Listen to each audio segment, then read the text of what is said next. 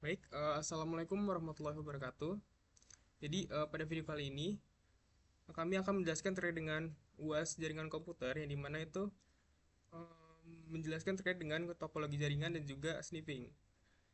Pada video kali ini, kami akan menjelaskan terkait dengan bagian satu terlebih dahulu. Sebelumnya, izinkan saya memperkenalkan diri, nama saya Dito Trinas. Nama saya Arianti Kartika Dewi. Nama saya Muhammad Seperti Jalani. Baik, lanjut aja kita langsung menjelaskan terkait dengan bagian satu yaitu topologi jaringan. Jadi pada topologi jaringan yang kita gunakan yaitu adalah topologi extend star, yang dimana kami memilih topologi ini karena sangat cocok untuk penggunaan jaringan yang berfokus pada beberapa departemen yang melalui dari satu titik tumpu. Nah, pada bagian kiri ini adalah LAN atau local area network. Sedangkan untuk yang kanan itu adalah bagian WAN. Nah, di sebelah kanan topologi ini atau di bagian WAN, di sini terdapat cloud yang berfungsi sebagai penyedia jaringannya. Kemudian terdapat juga server DNS yang akan menyediakan domain untuk membungkus IP, dan di sini dicontohkan yang akan dibungkus itu adalah IP dari si google.com. Nah, dari IP ini, IP Google akan disediakan oleh server, kemudian akan dikirim ke router, kemudian lewat cloud, dan akan diteruskan ke router utama yang ada pada perusahaan. Dalam local area network ini kami membagi IP atau subnet setiap departemen mendapatkan maksimal 30 IP. Lalu yang pertama itu untuk lantai pertama. Lantai pertama itu terdapat satu switch, di mana satu switch itu mewakili lantai tersebut dengan tiga departemen di dalamnya, di mana departemennya itu ada departemen pemasaran, keuangan, dan pengembangan, di mana setiap departemen memiliki pembagiannya tersendiri, yaitu pembagian VLAN di virtual local area network. Fungsi VLAN ini sendiri adalah untuk menjaga keamanan setiap departemen agar jaringan di dalamnya tidak bisa diakses uh, ke kecuali dari VLAN tersebut. Contohnya pada departemen keuangan. Nah, untuk departemen keuangan ini VLAN-nya yang terdaftar di suite adalah VLAN 10. Jadi selain VLAN 10 tidak dapat mengakses jaringan di departemen keuangan. Untuk departemen pemasaran VLAN-nya itu VLAN 20, di mana ya seperti tadi. uh, Lalu selanjutnya departemen pengembangan ada VLAN-nya itu 30. VLAN-nya itu 30. Nah, jadi seperti yang saya sampaikan, setiap departemen itu dibagi menjadi maksimal 30 IP. Jadi departemen keuangan hanya bisa mengakses 30 IP, maksimal 1 sampai 33. Begitu juga dengan departemen pemasaran dan pengembangan. Fungsi VLAN ini adalah untuk menjaga keamanan. Jadi VLAN dari setiap switch departemen akan didaftarkan di switch per lantainya. Contohnya di switch 1, di switch lantai 1 dalam database VLAN-nya yang terdaftar adalah VLAN 10, 20, dan 30 dari Departemen Keuangan, Pemasaran, dan Pengembangan. Ini berfungsi untuk menjaga keamanan lantai 1 agar akses dari luar VLAN tidak diterima. Nah, selanjutnya itu ada di lantai 2, itu sama aja dengan penggunaan lantai satu, yang dimana terbagi beberapa VLAN. Nah, untuk lantai 2 ini, untuk administrasi, itu menggunakan VLAN 40, sedangkan untuk produksi itu menggunakan VLAN 50, dan juga penjualan itu menggunakan VLAN 60. Jadi, Departemen Administrasi ini kan menggunakan VLAN 40. Nah, jadi artinya itu pada VLAN 40 ini, itu tidak bisa diakses dari departemen lain gitu. Nah, selanjutnya di sini ada router utamanya, yang dimana ini berfungsi untuk menghubungkan tiap lantai. Jadi tiap lantai antara lantai satu dan juga lantai 2. Dari uh, gunanya itu untuk memperbolehkan akses untuk VLAN 10, 20, 30 hingga ke 60 ini. Jadi konfigurasi di router ini nunjukin bahwa VLAN 10 sampai 60 itu diperbolehkan untuk lalu lalang.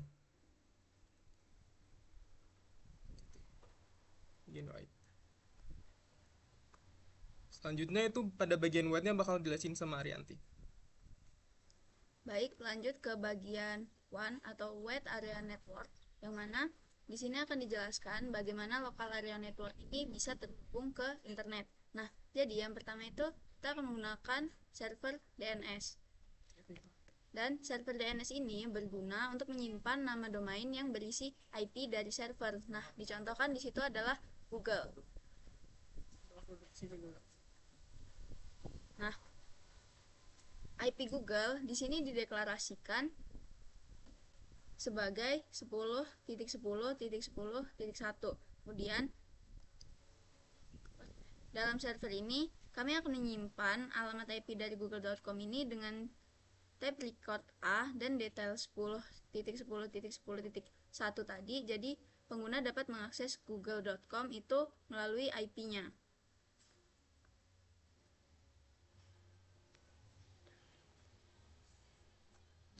Nah, selanjutnya pada ISP router. Nah, di ISP router ini kami juga akan menggunakan dipencet VLAN ini dulu.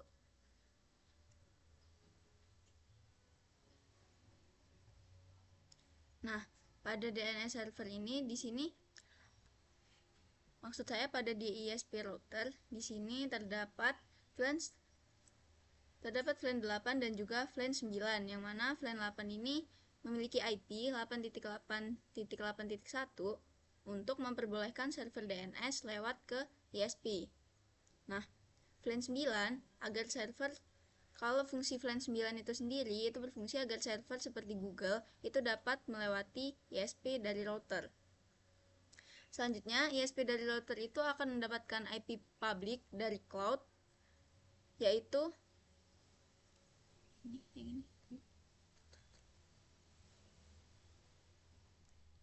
yaitu 20.1.110.24.1/24.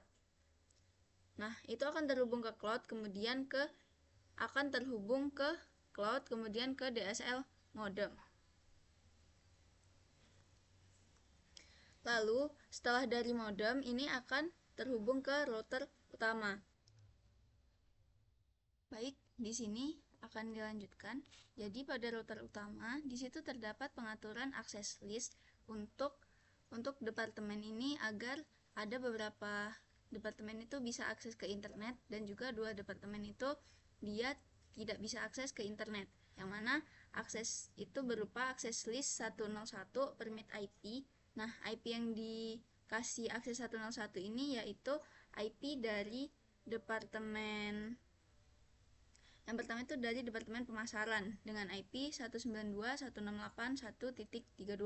Kemudian di akses T101 juga diberikan kepada Departemen Produksi dengan IP 192.168.1.128. Kemudian untuk akses list 101 diberikan juga kepada Departemen Administrasi dengan IP 192.168.1.96. Kemudian akses T101 yang terakhir itu diberikan kepada Departemen Penjualan, yang mana IP-nya itu adalah 192.168.1.160. Nah, untuk dari Departemen Keuangan dan juga Pengembangan itu tidak diberikan akses list sehingga dia tidak dapat terhubung ke internet dan dia hanya akan terhubung ke jaringan lokal saja. Baik, selanjutnya di sini akan didemonstrasikan untuk ping.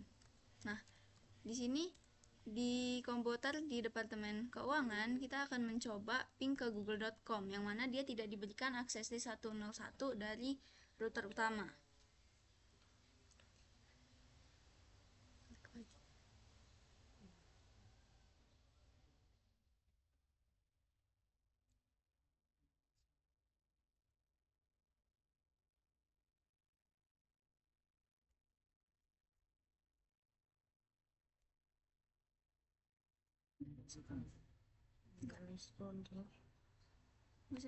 Jadi seperti yang ada pada komen sebelumnya, sebelum terjadi lag, di sini ada ping. Ketika diklik ping google.com, maka dia akan memunculkan ping request could not, karena dia nggak bisa untuk ping ke google.com karena dia tidak diberikan akses list 101 dari router utama. Nah, ketika dijalankan pada desktop, ketika membuka web browser,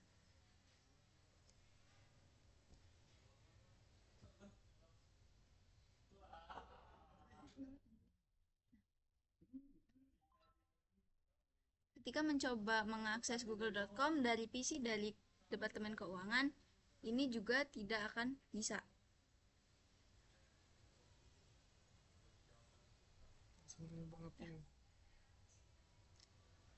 Dari sini ke sini nggak?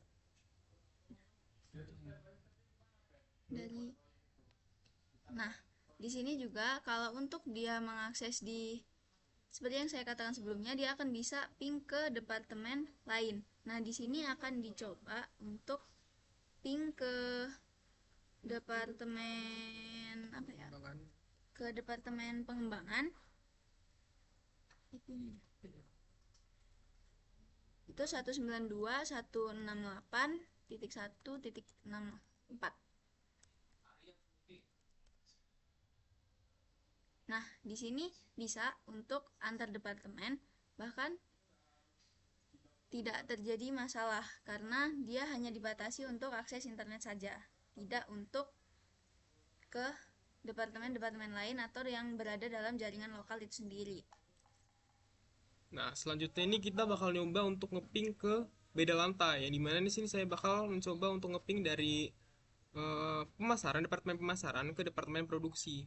Kita coba untuk departemen pemasaran, kita ping untuk IP-nya departemen produksi, yaitu 192.168.1.131. Oke, coba.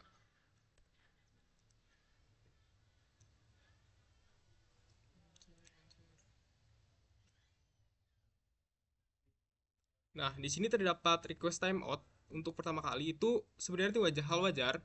Jadi itu tidak akan mempengaruhi apa-apa karena untuk selanjutnya itu tetap berjalan dalam repli ini. Jadi kita simpulkan bahwa untuk ngeping antar departemen yang berbeda lantai itu juga tetap bisa digunakan. Dan juga untuk kita mencoba menampilkan google.com karena sebelumnya kan dari produksi ataupun pemasaran itu tidak dibatasi hak aksesnya. Jadi dari produksi dan pemasaran ini bisa menampilkan google.com. Kita coba aja langsung. Nah, di sini bisa tertampil terkait dengan google.com yang dimana untuk HTTP dan CSS sendiri itu bisa kita atur untuk di server DNS-nya. Selanjutnya untuk ping antar administrasi dan penjualan bakal dijelaskan sama teman saya.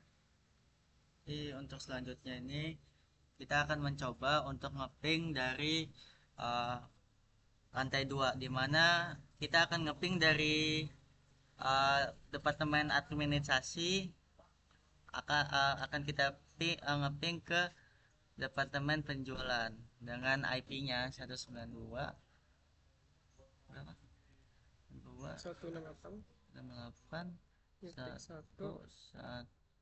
titik 160 161 salah belum tipe 161 itu enggak 162. Nah, waduh, nah di sini untuk ngeping antar departemen telah berhasil. Nah, lalu saya juga akan mencoba untuk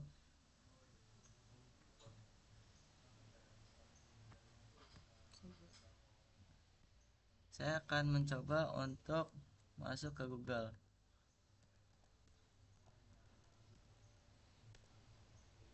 Nah, ini berhasil karena untuk departemen administrasi ini dia dimasukkan ke dalam list yang bisa mengakses Google.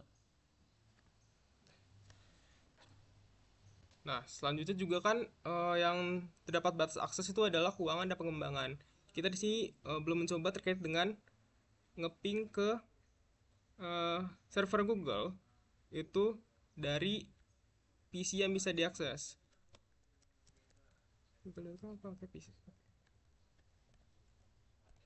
Di sini kita coba untuk ngeping ke google.com.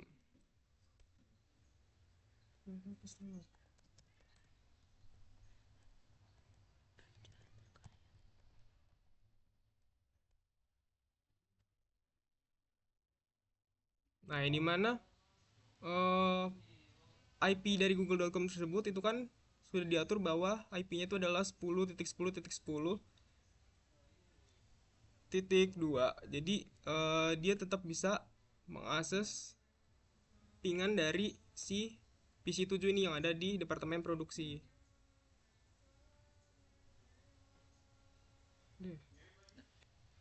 Baik, terkait dengan bagian 1 terkait dengan topologi jaringan, cukup sekian. Selanjutnya kami akan menjelaskan terkait dengan sniffing. Baik, selanjutnya di sini kami akan melanjutkan pada soal bagian yang kedua, yaitu percobaan sniffing. Nah, di percobaan sniffing ini kami menggunakan satu device laptop yang sama, yang mana laptop penyerang itu adalah laptop utama atau laptop yang asli. Kemudian untuk yang laptop yang diserang itu merupakan simulasi atau dalam virtual machine. Di sini memakai OS-nya berupa Windows.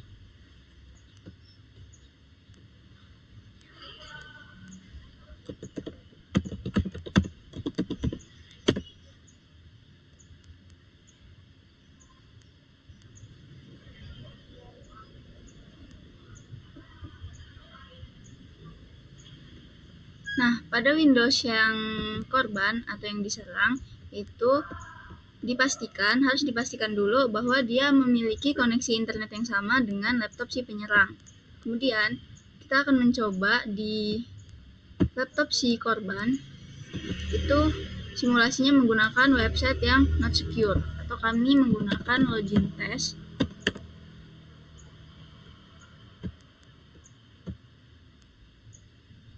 Seperti ini.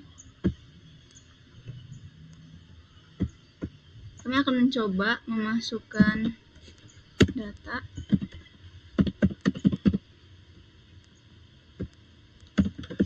Sini untuk username-nya saya masukkan kelompok, dan juga untuk passwordnya itu hebat. Nah, selanjutnya kita bakal ngecek di Wireshark, yang dimana itu ngecek dari si IP yang digunakan pada si yang diserang tadi. Kita buka di sini.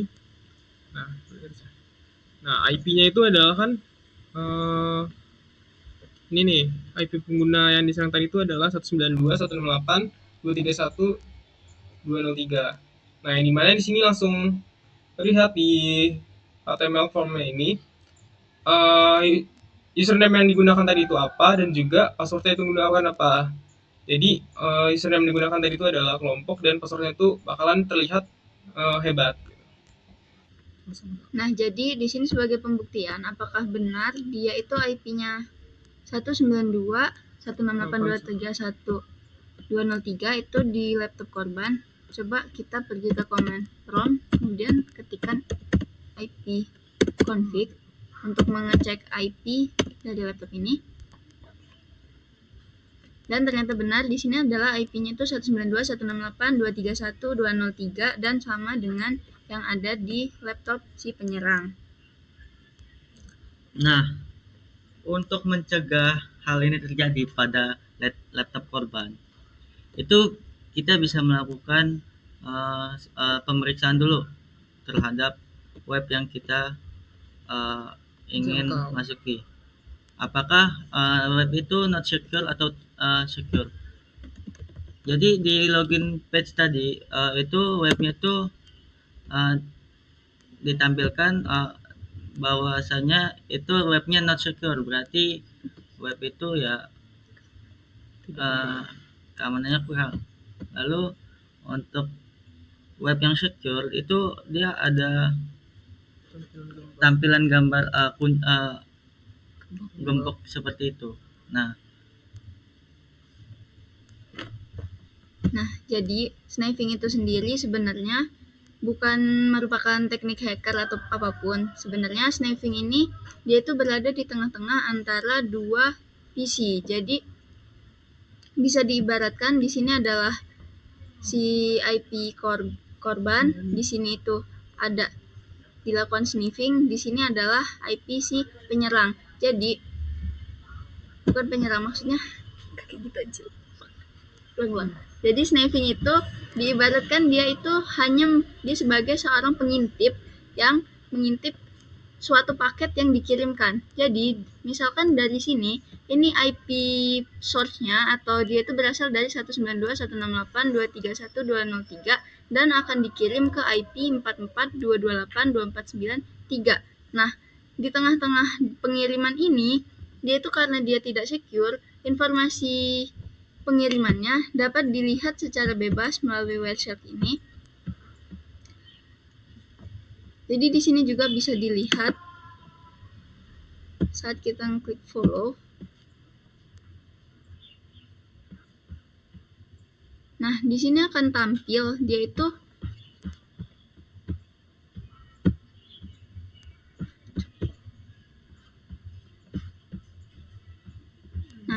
di sini dia itu akan tampil untuk panjang kontennya itu ada berapa, yaitu ada 25. Kemudian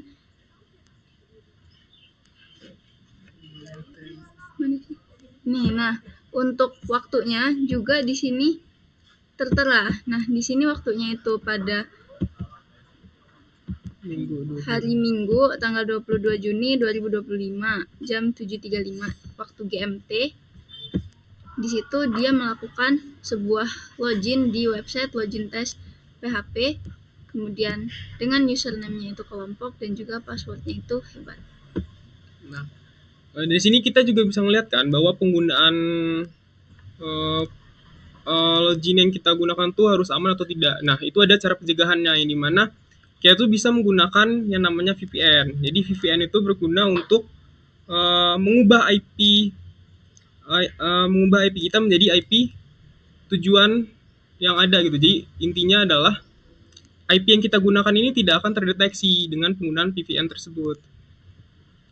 Baik, untuk terkait dengan bagian 2 yaitu sniffing itu cukup sekian presentasi dari kelompok kami. Kami akhiri, wassalamualaikum warahmatullahi wabarakatuh.